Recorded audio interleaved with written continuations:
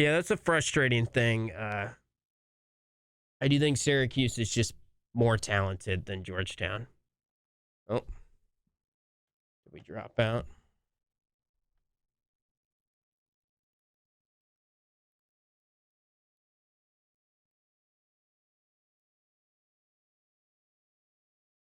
All right, we're back in the chat. Okay.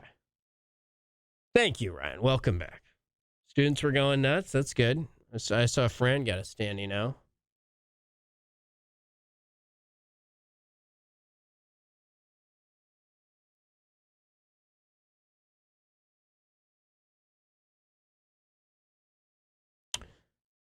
Yeah, the Chris Bell thing's frustrating. You really need him right now, and God, I don't know what happened to him.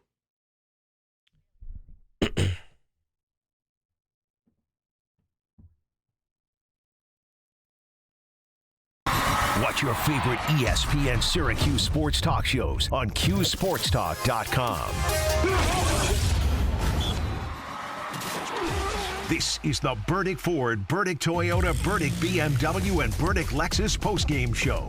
Call in now on the Tom and Ellie DWITom.com hotline, 315-437-7644. Here are your hosts, Brian Higgins and Eric Dungy. This isn't football. I think we got the wrong rejoin in there, but the number is still correct, and you still can call in 315-437-7644. I'm sure we have plenty of people that want to check in after that one, so feel free to call in, join the conversation. It's Tim Leonard here on Postgame after Brian was on the pregame, and we got a lot of people in the Q Sports Talk chat. A lot of people that are not happy in the Q Sports Talk chat. If you're leaving the Dome, hang on with us. We will talk about this one with you and make sense of what just happened down the stretch there for the Orange offense. Talked a lot about the defense this year, but man, the offense, no field goals in the final 4 minutes and change of this game. Jaquan Carlos's three of all things was the final field goal. Carlos was the only Orange player to score over the final 4 minutes and change. And it was a three-pointer in the corner with 4:12 left in this game was the last field goal Syracuse made. Georgetown zone defense stifles the Orange. We will hear the full post-game press conference from Red Autry here in a little bit. We will go live to that as soon as we can and get his thoughts on what was a really tough loss today inside the Dome for the Cuse. They are now 5-5 on the year. They are 0-5 against power conference competition. They are 5-0 against non-power conference competition, but that doesn't mean a whole lot when you talk about what this team's goals are going into the year and how you get to that point.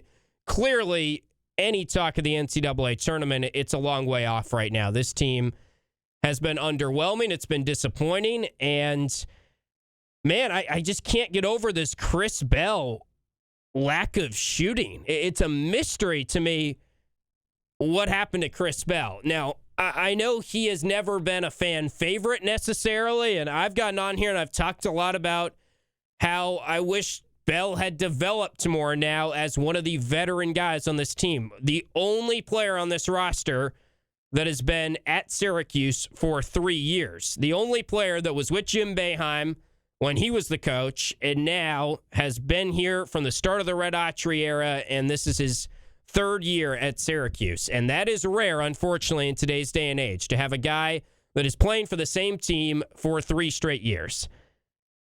And Chris Bell's that guy, and J.J. Starling is basically the other guy that has been with Red from the start. I know McLeod was there last year as well. Chance Westry was there, Kyle Cuff, but, you know, rotational key guys. And you're down J.J. Starling. And that stinks. Look, J.J. Starling, maybe if you have him, you win this game. But it wasn't like the season was going great and then the Starling injury happened and it derailed everything. So you're down Starling. What does that mean? Well, it means you got to have other guys step up. And to me, Chris Bell is top of that list of guys that really need to step up right now. And it's honestly hard to describe just how bad the Orange have been shooting from three-point range this season. Today's game, we knew it was two very bad three-point shooting teams, and we'll hold that thought because Red Autry is at the podium right now. So let's go to Red Autry's full press conference live right now.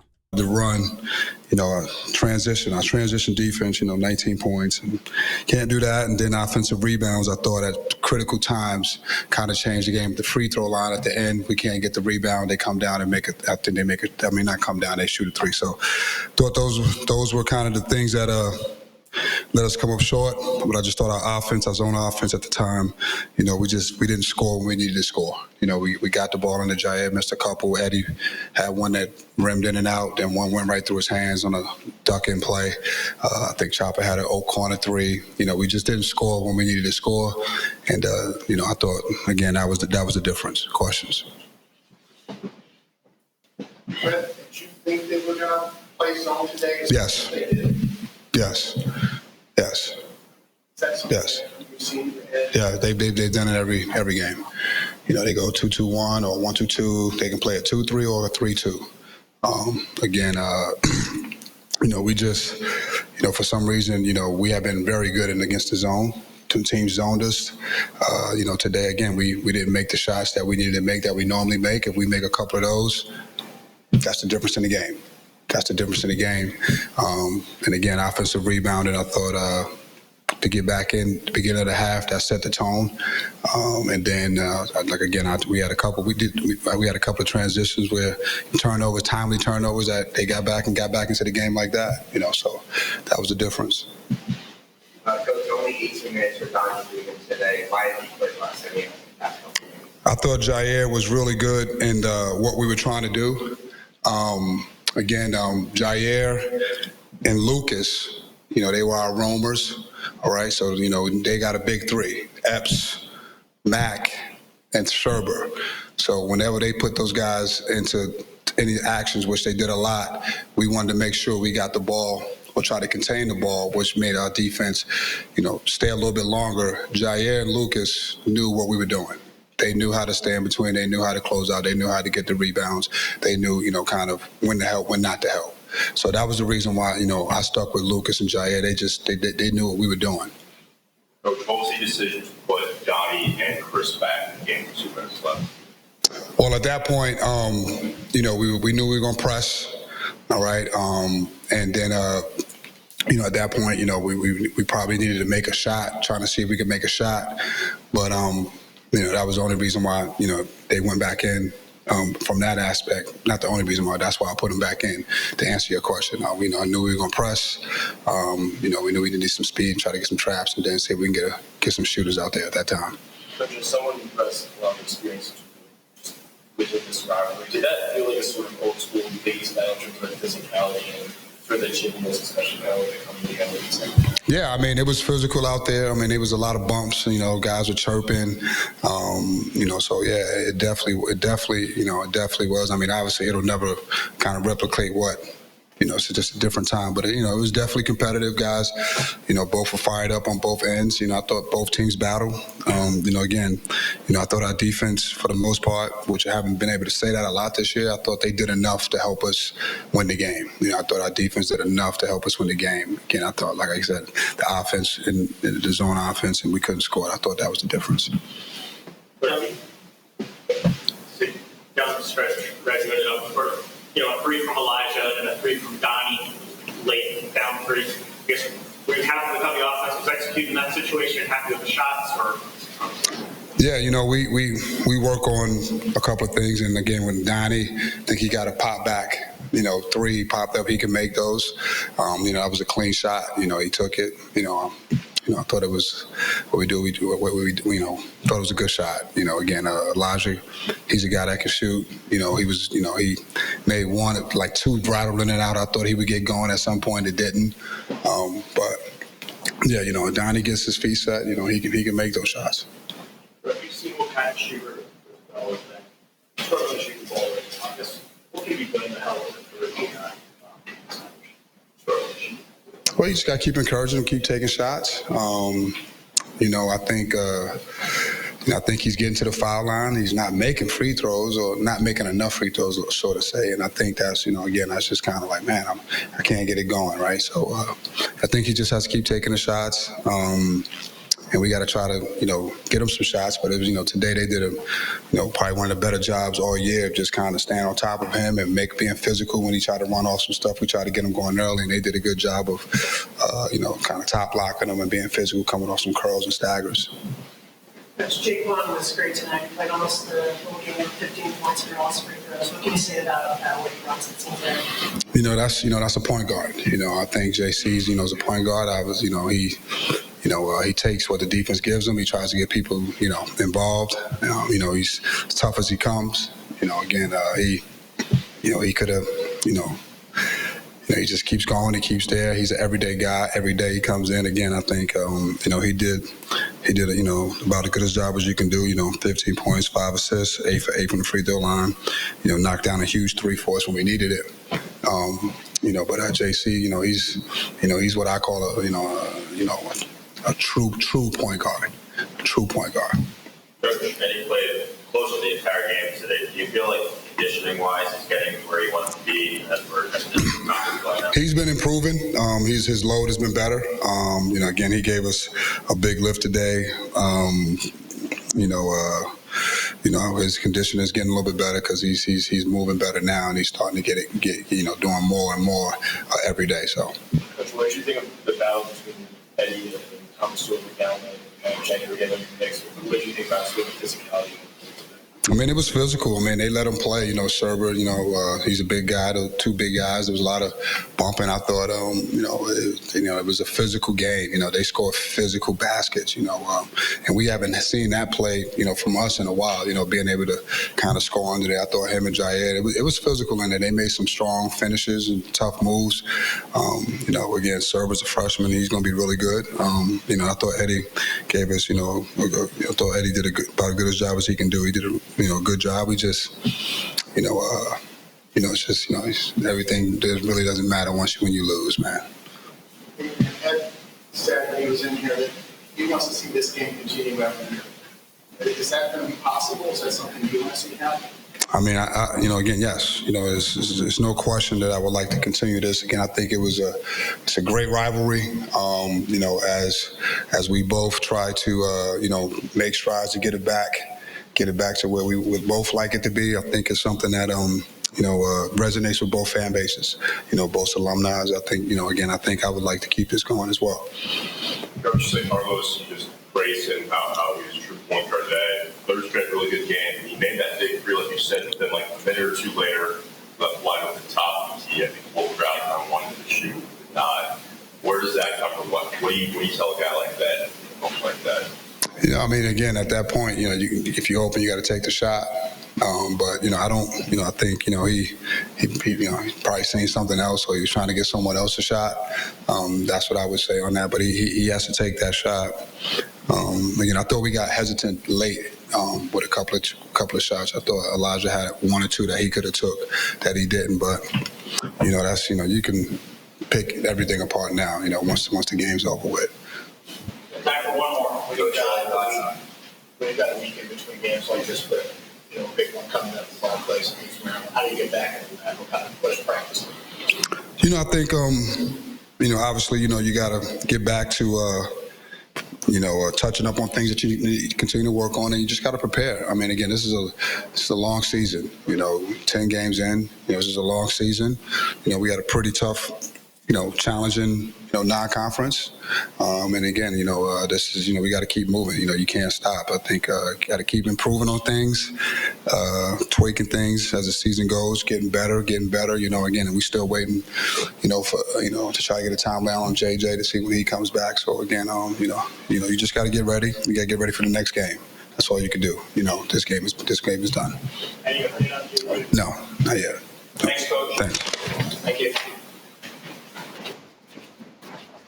After this tough one inside the Dome this afternoon for the Orange, falling in the 100th ever meeting between Syracuse and Georgetown. And we can get into kind of some of the stuff that Red discussed there. He's talked about how trying to figure out sort of the offense and get things going especially with Chris Bell, and was open about how he's telling him to keep shooting. Bell, I believe, has now missed 12 straight threes, which is pretty much unthinkable when you factor in what we thought of Chris Bell going into this season. We thought he was a shooter and nothing else, really, and he just has not been able to make a three here. It's 12 straight missed threes. It's 3 straight games without a made three for Chris Bell. So if you have thoughts after this one, 315-437-7644.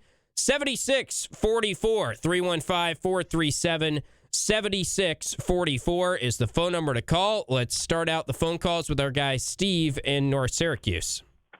Yeah, the first thing I'll talk about is shooting threes, because this team actually scored an amazing number of points considering that they have no three-point game. Yeah. And it doesn't make sense that this team should have no three-point game with Chris Bell, with Chopper Moore and Freeman showing he can make them. And you also have Davis, who last year at Georgia State hit 35%. Davis this year is 1 for 13. That's 7.6%. Bell is 24%, and even that's deceiving because, as you pointed out, he's missed 12 straight threes, and that's supposed to be his specialty. And it's really, really hard to beat teams if you have no three-point game. And we're 10 games into the season, and we haven't found our perimeter game yet. The other half of it is we're still getting plays where guys are blowing by the initial defender. Yeah. And nobody comes up to help. And if you look at the 2-point numbers for this game, we were 19 for 38, which is 50%.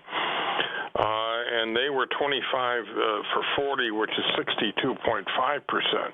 And a lot of those were just plays where somebody ran free to the basket after he got past the initial defender. We're never going to be a good team unless we can be at least a decent defensive team. And we've got to be able to make those outside threes. Whether we're playing a zone or a man for man, we've got to have those two elements of the game that are missing in order to accomplish much this year. So far, we haven't beaten anybody who's any good, and we've lost to every team that is at least a decent team, and that looks to me like a single-digit win season if we continue doing that. Yeah, 0-5 against power conference competition, 5-0 against games outside of the power conference to this point. Steve, I totally agree with you on the three-point shooting. That's maybe the most puzzling thing about all of this, and I know we're talking a lot about Chris Bell, and he's probably the most puzzling individual player to this point in the year. But think back to what Red was saying early on in this season, preseason media availabilities. He's talking about, we are a good three-point shooting team. That's who we are. And some of it is they wanted to be an up-tempo three-point shooting team where they get some open looks in transition, and they're not getting stops, and they're just not playing in that up-tempo style like we thought. I felt like today's game was more true to Georgetown style. It was kind of a physical, sort of slower-paced game. And, of course, when Georgetown did get out in transition, that was a tough spot for the Orange as well, transition D. But it's really head-scratching to look at these three-point numbers. Like, as much as we can talk about they're not running the best stuff on offense, or people will call in and say that, they're just missing shots that, on paper, this should be a decent three-point shooting team, and you laid out some of the numbers there. Yeah, and it seems to me if we're not going to make three-pointers, that the front line of Freeman and Lampkin and Davis is going to be our best front line, but we rarely see all three of them in there together. Yeah, I don't know. It's tough defensively, maybe. I think Red wants to keep 3 guards out there if possible, but maybe we start to see more of that lineup. Good stuff, though, Steve. Appreciate it. As always, that's Steve in North Syracuse. We do have to take a timeout. I see we got Tom and Jordan on the line. Hang on the line, and we will get you out of this break. If you have thoughts after this one, I'm sure a lot of you do, 315-437-7644. That is 4ESPN44. Call in and vent your frustration after the 100th ever meeting between Syracuse and Georgetown. goes to the Hoyas. Back and forth game, and Georgetown pulls away late. The Orange did not score a field goal over the final 4 minutes and 12 seconds, fall 75-71. We're back after this on CuseSportsTalk.com and ESPN Radio. The Sports Show with Cody Mack. I'm telling you right now.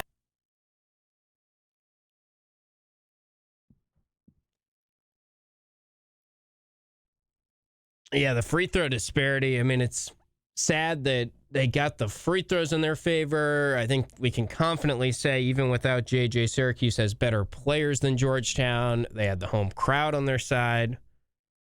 But, yeah, hard to lose that game. Again, three-point shooting. I mean, you didn't make a three at Notre Dame. You go 4 for 16 from three in this game.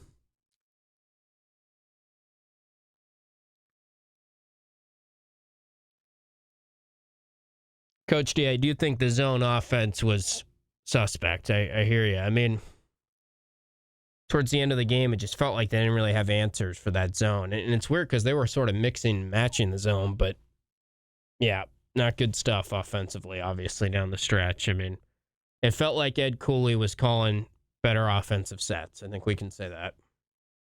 And Ed Cooley's a good coach. I think Georgetown will get it going. But to lose to this Georgetown team at home when you desperately needed it,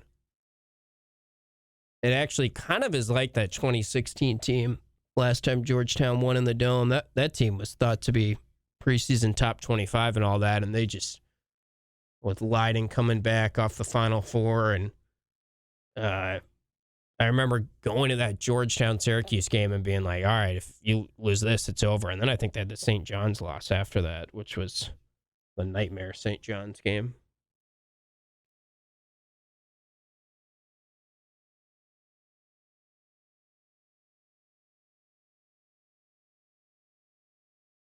See what else we got going on in the chat. We think Red will have the coaching longevity JB had.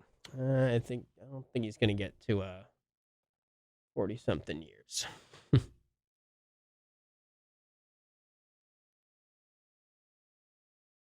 Jay Wright is not coming to Syracuse, so I think we can roll that one out.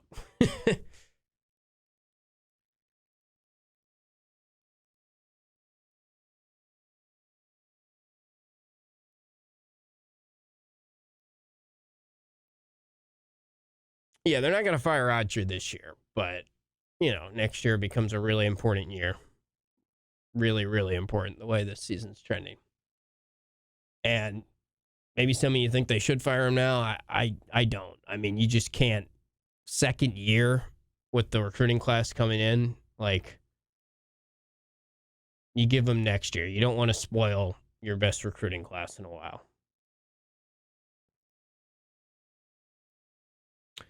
Yeah, I think they're a little behind the 8 ball, CBW. I can't wait for Paulie to be on here on Monday. I'm going to happily watch you guys call in and talk to him. PN 97.7 and 100.1. Watch live on CuseSportsTalk.com. This is the Burdick Ford, Burdick Toyota, Burdick BMW, and Burdick Lexus postgame show. Call in now on the Tom and Ellie DW. All right, welcome back here on the Burdick postgame show. You can call in at 315-437-7644. That is the phone number to call. The Orange falling to Georgetown in a game that it felt like after those technical fouls and the crowd got into it, maybe that was just the spark Syracuse needed. Eddie Lampkin was having kind of a true to form Eddie Lampkin game for his personality and his first game in this rivalry. And then Eddie Lampkin didn't score over the final 13 minutes. Georgetown went to a lot of zone, and the zone offense in the Orange was suspect, to say the least. So if you have thoughts, call in 315-437-7644, although the phone lines are jammed right now, which we expected. I'm sure a lot of you are frustrated. Let's go to Tom in Syracuse, who was waiting patiently throughout the break. Tom, what is on your mind after this one? Hey, guys, good evening. I just can't get over that last 2 minutes of that game. Yeah. They had no idea what was going on that court. They are incapable of driving to the basket. I understand they think they're a three-point team. They're just not.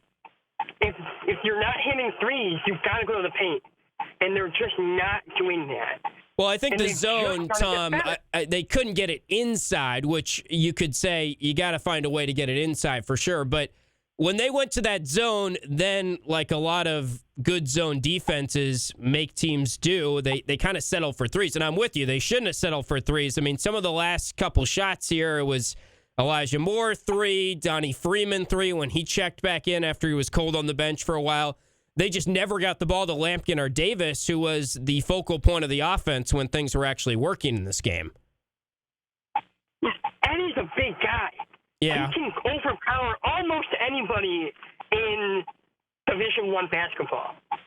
And they've just got to figure it out. Yeah, I hear you. And no, it was tough to watch them not be able to get inside. And when they brought in Donnie for the final couple minutes, you heard Red maybe in his postgame presser say, I went to Donnie and Chris Bell because we were thinking about pressing there.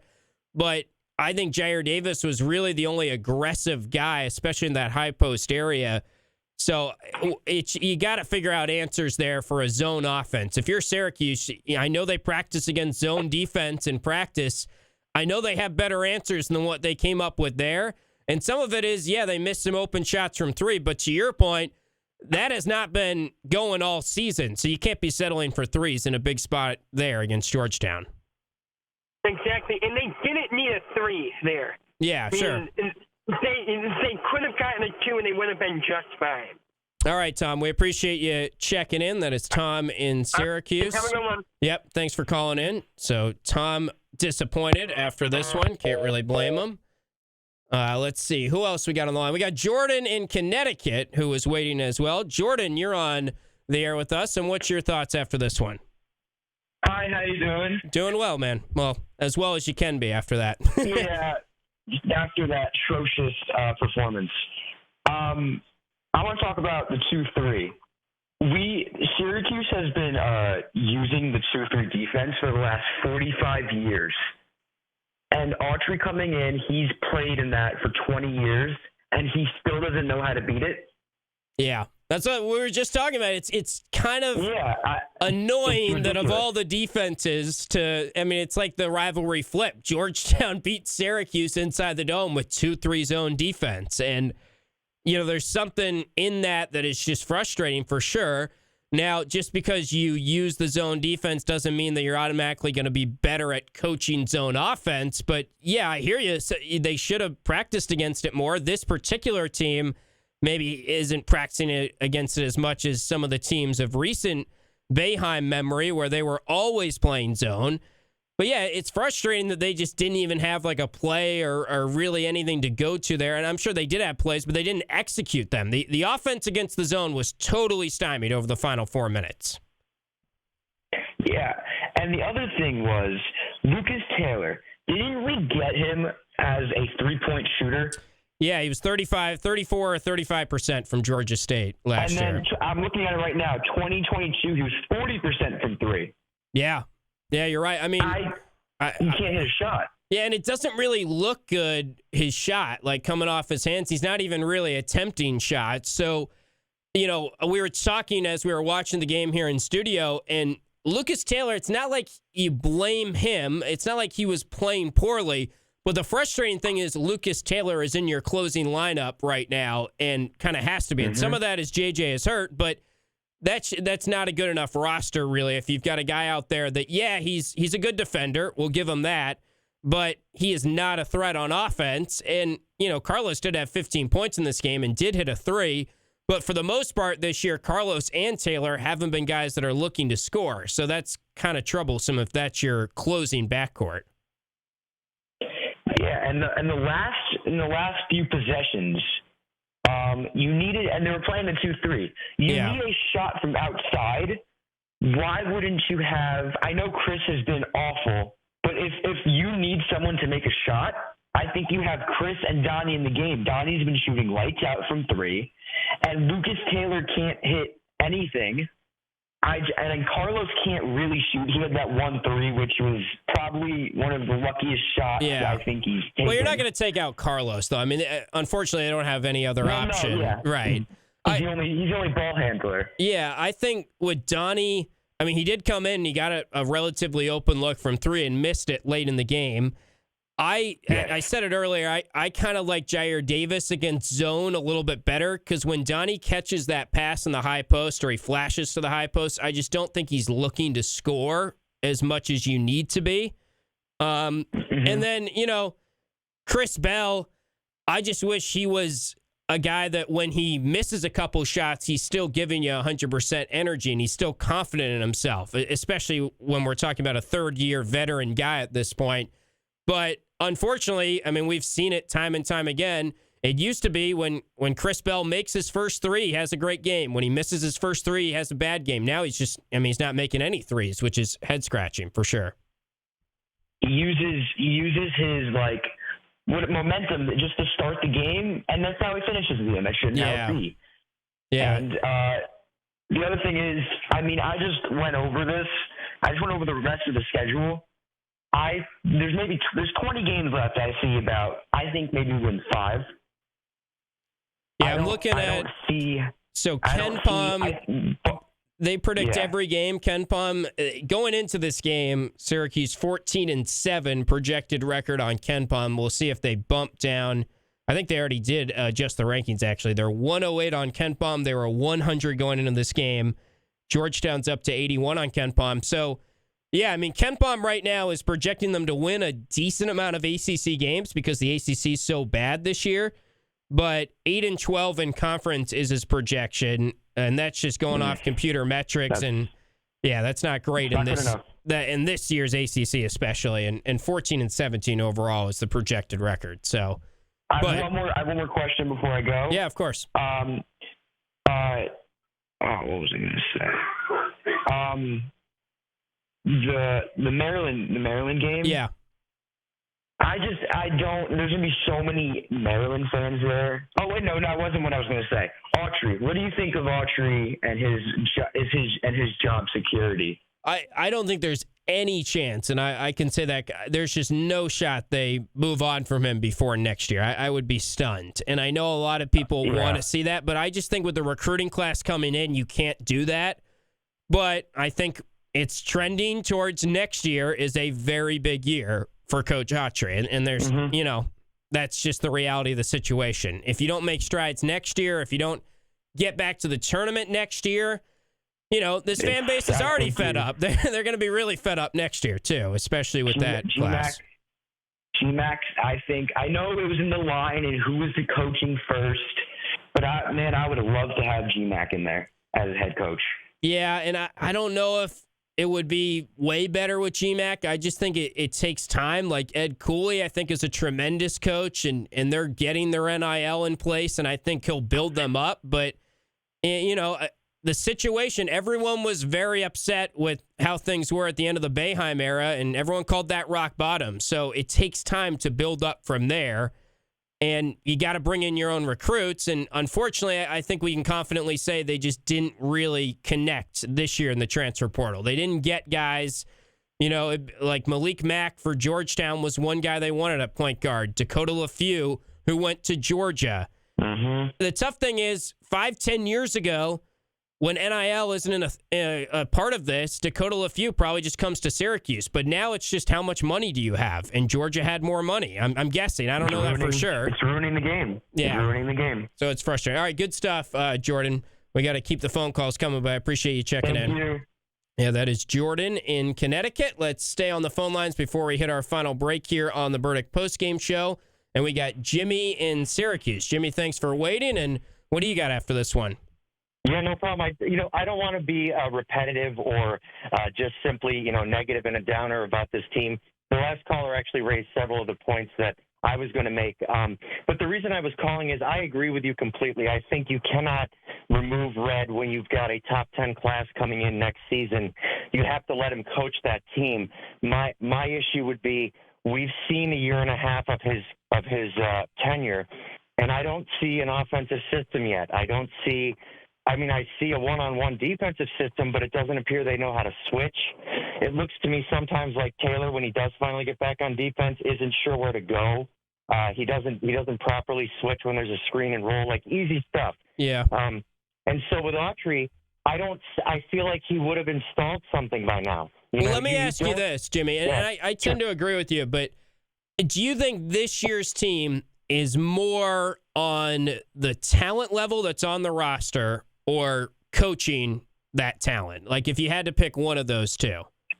Coaching this year, because I think we do have talent. I think you can look at – so I've thought a lot about this because I realize he's still a new coach. But I think you would have seen simple things like you'd see a better free throw shooting team. You'd see the team shooting thousands of free throws after every practice. You'd see players getting – Well, I know they're doing – I mean, it's not like they're not – obviously they're working on free throws. This team's just, they're in their head a little bit shooting wise. We can say that because they go 4 for 16 from 3 in this game. The biggest bummer about this whole thing is Red went into this year and he thought, I've got a good 3-point shooting team. And he was saying that's a calling card of the team. Now you can get on Red and say, how did he think that was the case? And it's this bad. I mean, this is the worst 3-point shooting start we've seen from a Syracuse team and however long. It's historically bad what they're doing. Didn't hit a 3 against Notre Dame. You lose that game at the wire, and you hit 4 threes today.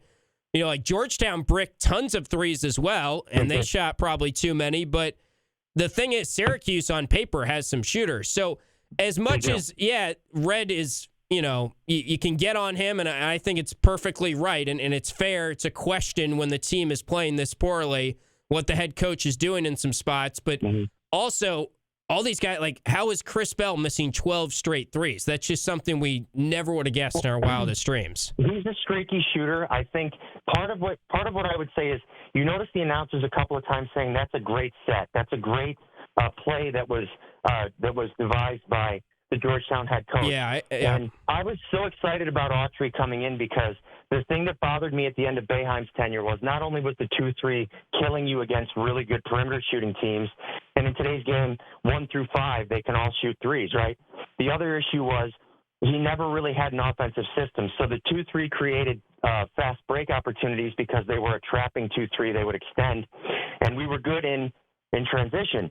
When Autry said this year he wanted to get out, and be faster and get out in transition, that's still not an offense. So we're not scheming open 3-point shots. If you notice, when the other team isn't easily driving in without anybody offering help, they're getting wide open threes. They're getting second chance shots.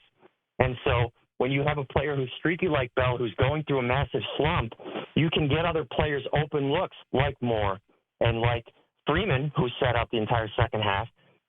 But it doesn't appear that there's a system for a half-court offense, and that's really what bums me out. Yeah, and I do agree. Ed Cooley has some good offensive sets, and in today's game in particular, Syracuse had better personnel than Georgetown, and they had the home court advantage, and absolutely, I did feel like Georgetown ran better stuff on offense in this particular game. So all good points there, Jimmy. I appreciate you calling in and checking in. Thanks, man. All right, that is Jimmy in Syracuse. We'll take our final break here on the Burdick Lexus, Burdick BMW, Burdick postgame show. And we will still sneak in a call if you'd like. 315-437-7644. That is the phone number to call. That's 4ESPN44. And continue to react to a disappointing loss, kind of a disheartening loss today for Syracuse in front of a good crowd that got involved there in the second half inside the Dome and felt a little bit like Syracuse-Georgetown games of old, but the Orange, stymied by a zone defense down the stretch, did not hit a field goal over the final 4 minutes of this game. We're back after this to continue to react on the Burdick postgame show here on QSportsTalk.com and ESPN Radio. The 315.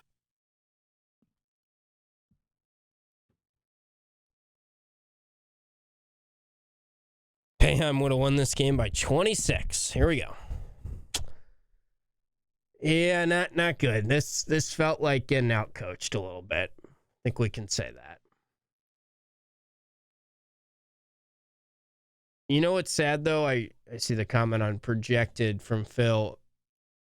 What's sad is I read projected 14 and 17, and I was like, that might be before this game. Like, it almost feels like that's But I think that speaks to the ACC is really bad. I mean, Clemson lost today, I saw, and Clemson's one of the better teams the league has. Just not good out of conference for the league.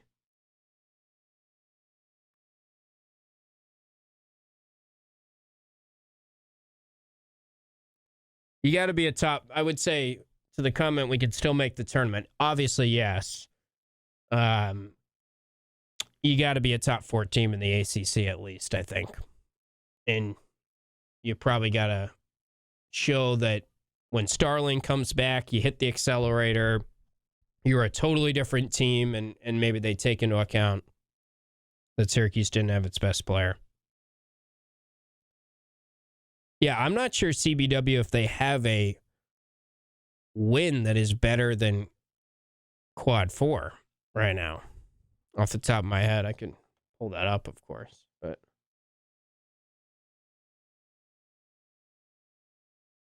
did Jordan say he's eating dog poop if they make the tournament?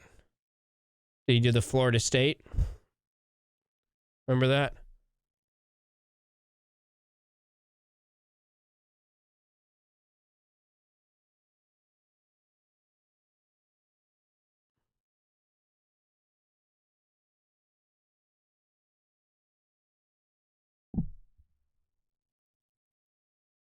Yeah, I was kind of waiting for a timeout too, Al, down the stretch.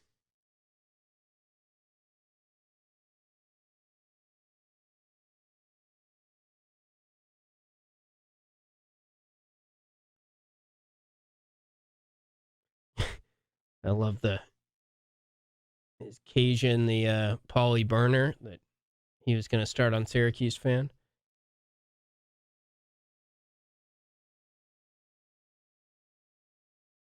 I haven't got a call from Pat. Pat, you in here? Maybe he's busy. I saw someone say, I think it was Coach D, 1-9 against the spread, but that can't be right? Because I think they covered both games in Brooklyn. And I think they covered Albany.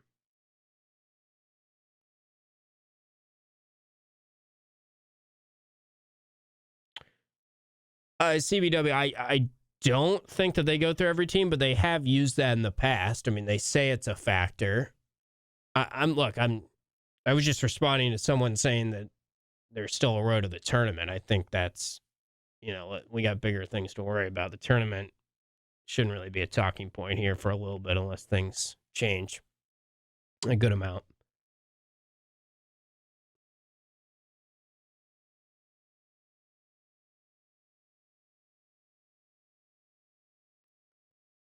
Maybe this is Paulie's burner.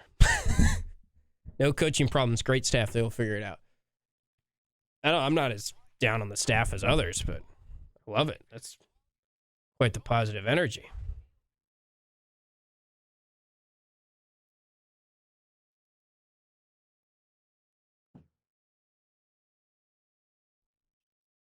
Everyone in the chat, I'm sure, is thrilled that Pat hasn't called in. Maybe not everyone, but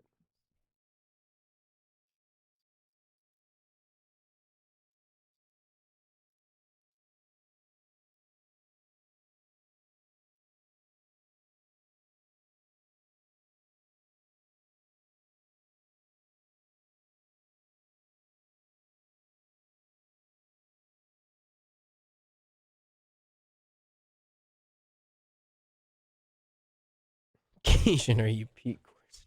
You got a call out there, Paul.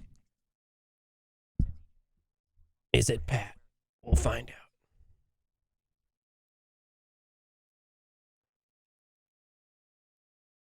I have no idea who that is.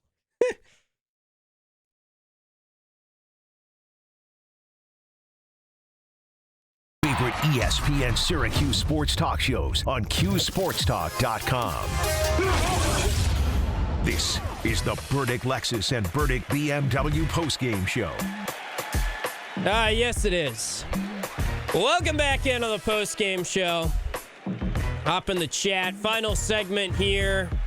We can sneak in your phone call if you'd like as well. 315-437-7644. Tim Leonard here on the Burdick postgame show. We heard from Red Autry You can always watch back these shows, YouTube, QSportsTalk.com, and this is the place to be after Syracuse games. Now, some of you already have proclaimed the season is over, so I don't know how many more chatters and everything will be hopping in after another tough loss like this, but we'll be here all throughout the year. The Orange will play another game. They will play against Maryland in Brooklyn again, and they will likely be big underdogs to a good Maryland team, but we will cross that bridge when it comes to it. That game Saturday, a week from today, and we'll have full pregame and postgame coverage for that one as well. You can call in to our talk shows throughout the week as well and carry on the conversation about basketball if you would like, as this was a tough one today for the Cuse, falling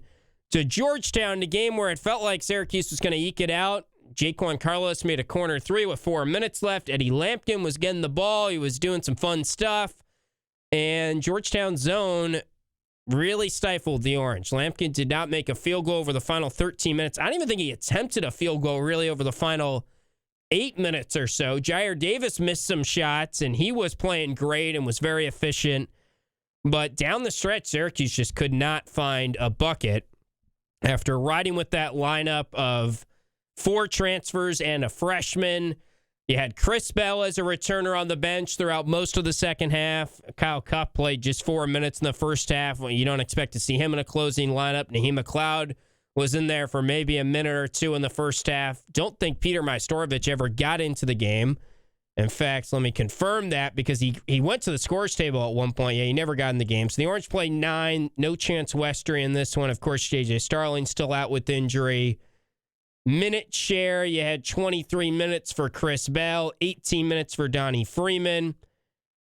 And, you know, we've had a lot of callers, and we'll get back to the phone lines here in a little bit with Chris. I want to get to him before we wrap things up. But we have had a lot of chatters, callers say, at what point do you just kind of go to a 3 big lineup where you got Freeman, you got Davis, you got Lampkin all out there at once? I don't know if Red's been directly asked about that, but I'm guessing that's not a lineup he would love to put out there defensively, considering the things that we've been talking about. Oh, they keep getting blown by guards. Well, not too hard to, maybe you go zone with that lineup, but then Eddie Lampkin isn't really a good guy to have zone defense-wise. So that lineup is pretty flawed as well. I know on paper, that's 3 of your best players. We got to get them on the court, figure it out. We really haven't seen a ton of that lineup, and I think that's because I'm just not so sure how good that would be at perimeter defense.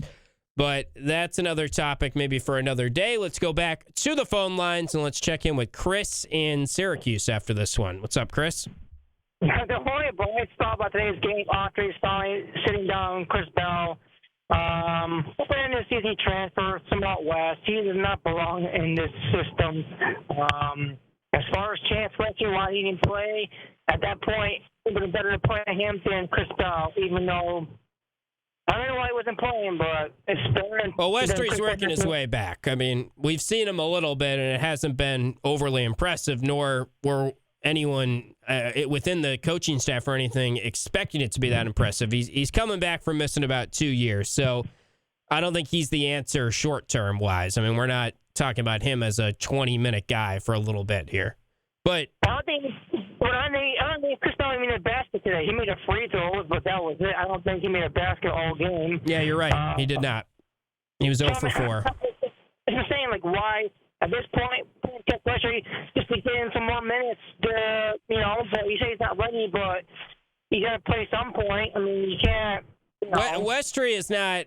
Have you watched him when he's gotten in, Chris? I mean, he's not really ready right now. It's pretty apparent that he's still working his way back. Reddit's talked about how he goes up and down the court and he's a little bit winded. It takes time to get back. And I know he's a talented guy, but you don't just flip a switch. So, I mean, if you watch him from the time that we've seen him, I think it's pretty apparent that he's not going to, magically change the fortunes of this team like some fans were thinking. Well, at this point, I don't know. That's better than Chris Bell. I'm sorry. Well, they didn't play Chris Bell. I mean, so I'm saying he's a grass. Ever since a freshman, he's gotten worse I feel like he hasn't improved at all since he's been on campus. So who's that? Oh, Bell. You're saying, yeah. Well, I mean, it goes shows that the coaching staff to know what they're doing. Yeah, I mean, you could get into it's disappointing that he hasn't developed, but you wanted them not to play Chris Bell. They didn't do that today, so that's not why they lost this game. And playing Chance Westry wouldn't have changed that. So that is Chris in Syracuse. We'll let him go. I guess we could sneak in one more call if you call right now before we wrap up on the postgame show. But putting the finishing touches, final thoughts on this one, and we appreciate all of you hanging on here in the Cuse Sports Talk chat. After another tough one for the Orange, they fall 75-71 inside the Dome to a Georgetown team that bags its first Power Conference win of the season. The Orange still without a Power Conference win. And, we've talked about the defense. We've talked about lineups and so on and so forth.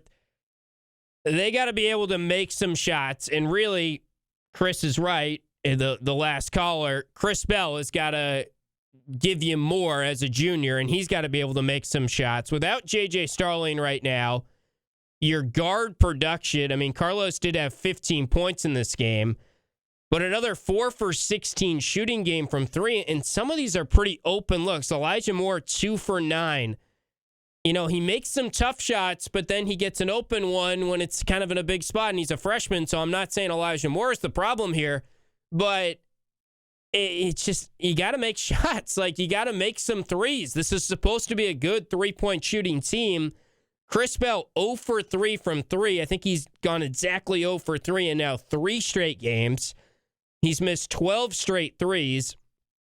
And again, I know I've brought it up a lot, but the chatter with Bell in the offseason was he's a guy that was shooting 80% in practice from 3 in movement, and it has just totally disappeared.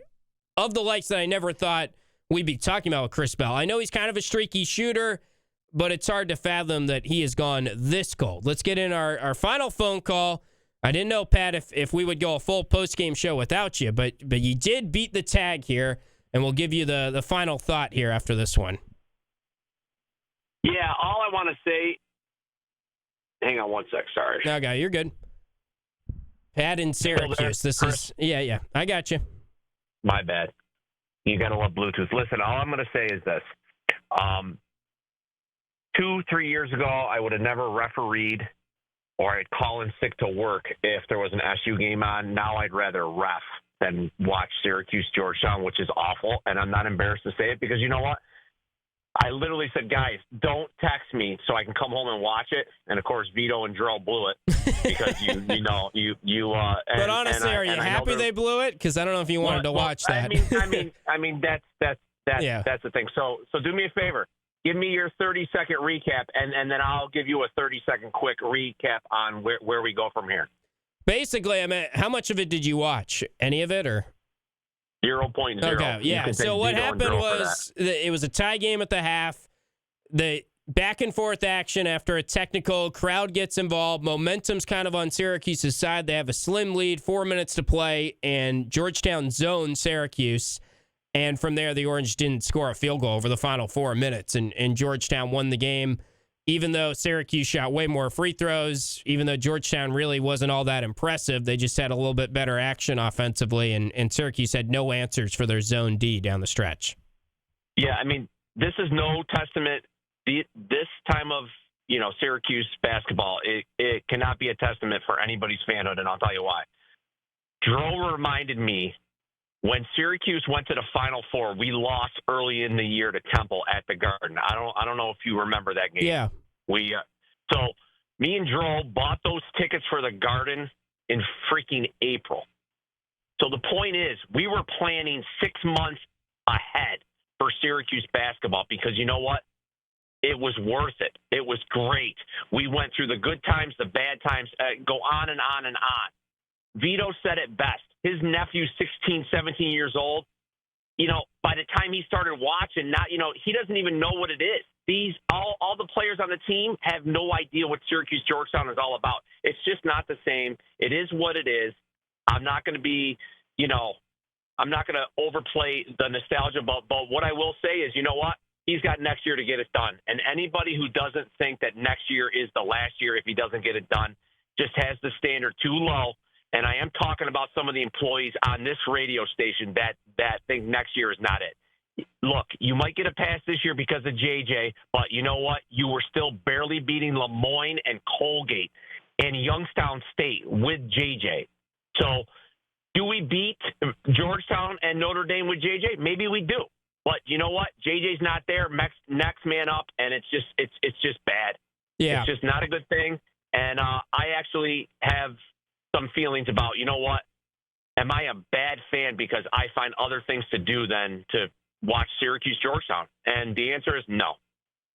Yeah, I mean, this particular year, I don't get on you. You watch all the games, Pat. I'm not going to question your fanhood. I think this is the only time. I mean, I wasn't raking my lawn or snow blowing, but you know what? Yeah, right. You were working. So, I get it. I get the frustration. I think what you just said, I agree with. Would they have won these games with Starling? Maybe, probably, I think we can say. But here's the bigger point.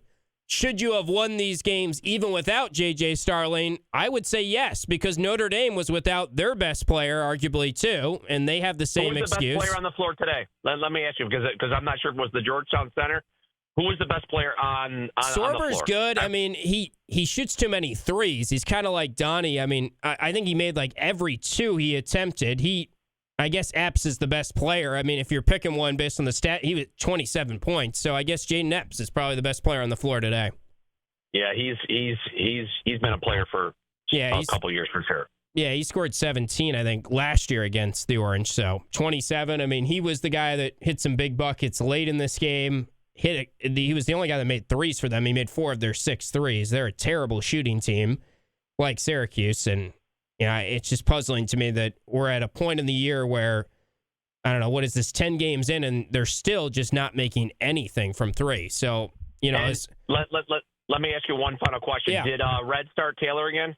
No, he started Elijah Moore. Taylor actually was he didn't sub in until about 11 minutes, but you'll watch back the game, I'm sure, and Taylor played the final 15 minutes. Red rode the same lineup for the final 15 minutes, which that's brutal. It was Carlos, Taylor, Moore, and then Davis and Lampkin, who were a huge part of the offensive success throughout much of the game, and they just didn't really get the ball as much as you'd like to see in the late stages because zone defense.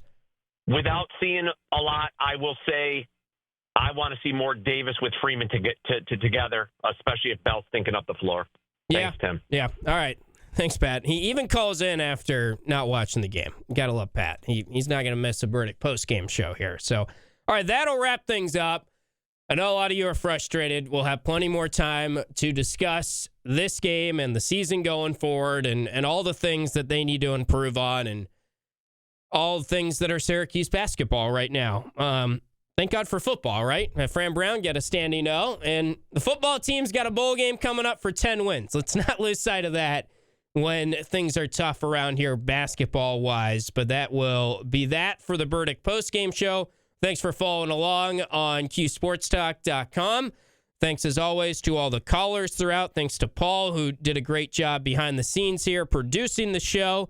And don't forget, Orange Nation is 12 to 2 starting on Monday. We'll have full pregame and postgame for the next game against Maryland. That is a week from today in the Barclays Center against a good Maryland team. That'll be the next game for Syracuse. And you can keep it locked to ESPN Radio Syracuse and QSportsTalk.com for all things Orange sports going forward. But thanks so much for listening, and we'll talk to you next time on ESPN Radio and QSportsTalk.com.